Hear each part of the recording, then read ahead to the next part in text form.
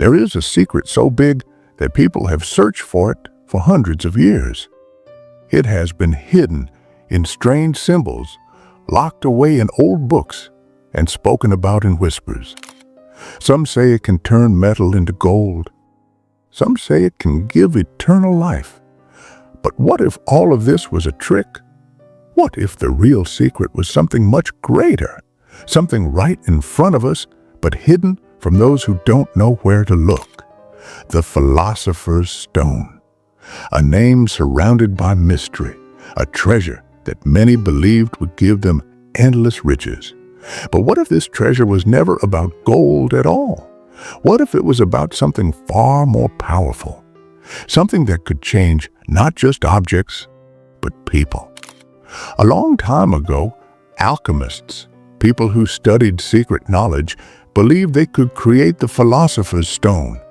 They spent their lives searching for it, writing books full of strange symbols and codes, hiding its meaning so that only the worthy could understand. But why did they hide it? Why didn't they just tell the world what they had found? Maybe because the truth was too dangerous. What if the real power of the Philosopher's Stone was not about changing metal, but about changing a person? What if it was never about gold, but about transforming the mind, the soul, and the way we see the world? For centuries, this secret has been buried beneath riddles, hidden in ancient texts, waiting for someone to uncover its true meaning. And today, we are going to do just that. Are you ready to see what has been hidden for so long? For thousands of years, people have spoken about the Philosopher's Stone as if it were some magical rock that could create endless wealth. But the real story is much deeper. It takes us back to ancient times, to a secret knowledge that has traveled through history, hidden, protected, and only revealed to those who are ready to see it. The story begins in ancient Egypt, where wise men and priests believed in a power that could transform anything. They wrote about it in a mysterious text called the Emerald Tablet, a book that contained a riddle: as above, so below, as within, so without. These words held a hidden meaning, the idea that what happens inside us is connected to what happens outside. They believed that true alchemy wasn't about metal, it was about transforming yourself. This idea spread to Greece, where great thinkers like Plato and Pythagoras studied the universe, searching for hidden patterns in life. They believed that every person had the power to grow, to become wiser, to reach something beyond this ordinary world. But not everyone was ready for such knowledge. Then, in the Middle Ages, Islamic scholars like Jabir ibn Hayyan protected these ancient teachings. He was not just a scientist, he was a seeker of truth. He wrote about alchemy, not as a way to create gold, but as a way to understand the self. He believed that real transformation happens inside a person. Even great scientists like Isaac Newton, the man who discovered gravity, secretly studied alchemy. He believed that hidden in its symbols were secrets about the universe itself. Many alchemists wrote their knowledge in code, using strange symbols and riddles. But why? Why not just say what they meant? Because knowledge is power, and power in the wrong hands can be dangerous. Throughout history, those who searched for true wisdom were often feared. They were seen as threats by kings, by rulers, by those who wanted to control the world. So they hid their teachings in symbols so that only those who were truly ready could understand. And that is why the Philosopher's Stone has remained a mystery for so long. It was never meant to be found. It was meant to be understood. So if the stone isn't real, what does it truly mean? The truth about the Philosopher's Stone is even more incredible than the legends. To understand it, we have to forget the idea of it being a magical rock. Instead, We have to see it as what it really is, a secret path to transformation, hidden in plain sight. Ancient alchemists spoke in riddles, but they left behind clues. They described the journey to creating the Philosopher's Stone in 4 stages, each one representing a step in personal transformation. First is Negredo, the blackening. This is the stage of destruction. The old self must be broken down like burning wood into ash. This is when a person faces their deepest fears, their weaknesses, and everything that holds them back. It's painful, it's uncomfortable, but it's necessary. Then comes Albedo, the whitening. After destruction comes purification. The mind becomes clear. The illusions of the world start to fade away. This is when a person begins to see the truth about themselves, about the world, about what really matters. Next is Xitrinitas, the yellowing. This is wisdom. This is the moment when knowledge turns into true understanding. When a person stops just thinking about change and actually starts living it. This is when gold begins to appear, not in metal, but in the soul.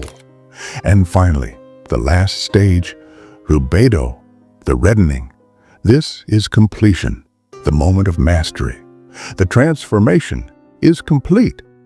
The person has become something greater, stronger, wiser, untouchable by fear. This is what the alchemists truly meant when they talked about turning lead into gold. The lead was the ordinary, unawakened person.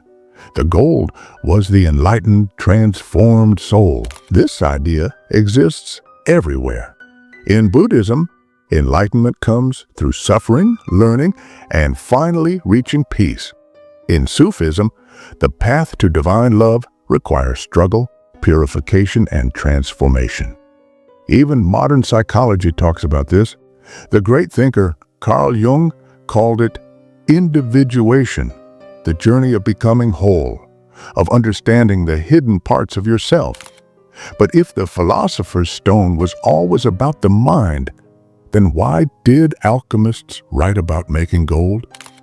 Because they spoke in metaphors. Lid, dull, heavy, ordinary, represents the person before transformation.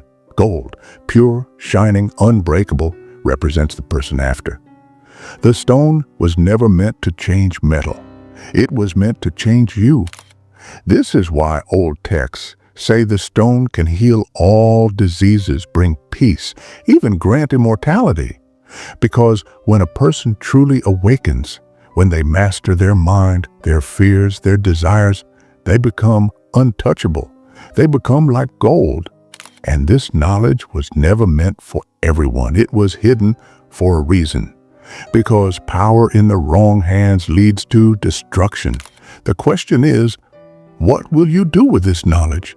Because now you hold a piece of the secret, but the journey is just beginning.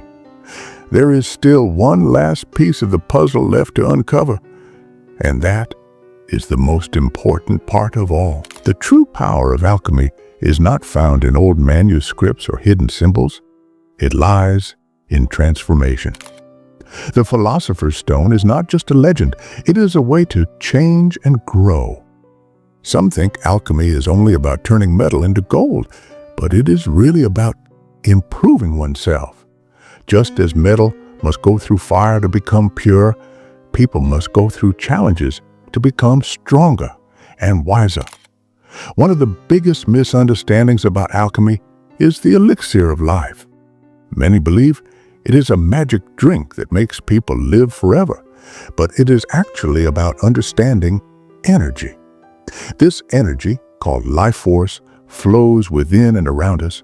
Those who master it seem full of life, their minds sharp, their spirits unbreakable.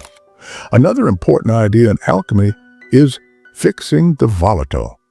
This means taking scattered thoughts and emotions and making them steady.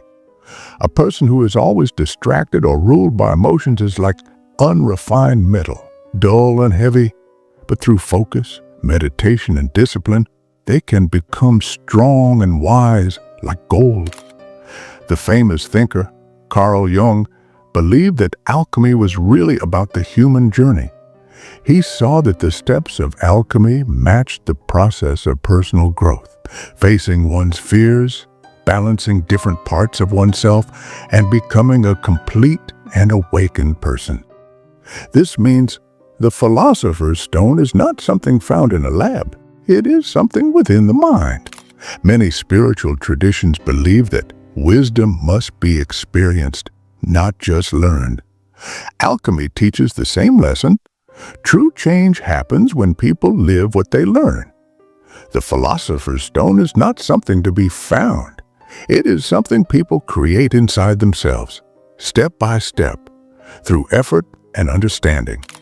One of the greatest secrets of alchemy is the idea that the outer world reflects the inner world. The stars, nature, the elements, all connect to the human soul. This also means that by changing one's thoughts and actions, one can change their life. This is the real power of the Philosopher's Stone. It gives people control over their own future. Throughout history, those who understood this left behind hidden messages and symbols for others to discover. The Emerald Tablet, a famous alchemical text, contains a key idea: as above, so below. This means that what happens in the universe is similar to what happens inside a person. The goal of alchemy was never to find a magical object. It was to understand this truth. The Philosopher's Stone is both a mystery and an open secret. It is not just an object or an idea. It is a journey of transformation. Those who search for it in the outside world will never find it because it has always been inside them. The real question is, are you ready to discover it? The wisdom of alchemy is not just for books. It is meant to be lived. True transformation begins with purification. Just as metals must be cleaned to remove impurities, people must remove negative thoughts and habits. This means letting go of fear and doubt. One way to do this is through mindfulness, paying attention to thoughts and emotions without letting them take control. Next is transformation through discipline. Alchemists spent years perfecting their work, and self-improvement also takes patience. A simple but powerful practice is deep breathing. It calms the mind and brings focus. A restless mind cannot create great things. Alchemy also teaches balance. Fire and water, action and rest, both exist in nature and in people. Someone who is always restless must learn stillness. Someone who hesitates must learn to take action. Meditation helps people find this balance by making them more aware of their thoughts. Another important alchemical tool is visualization. If thoughts shape reality, then imagining success helps create it. Just as an alchemist saw gold in lead, a person must see their own potential before it can become real. The final step is action. The Philosopher's Stone is not just an idea, it must be lived. This means making thoughtful choices, speaking with confidence, and acting with purpose. When someone fully believes in their own growth, they have already found the stone. Alchemy teaches that transformation is a lifelong journey. The real magic is not in secret formulas, it is within each person. The only question is, will you use it? For centuries, the Philosopher's Stone has been seen as a great mystery. But now, the truth is clear. It was never about changing metal into gold. It was about turning the ordinary into something extraordinary. It was about learning, growing, and becoming stronger. The greatest secret of alchemy is that the stone is not something to be found.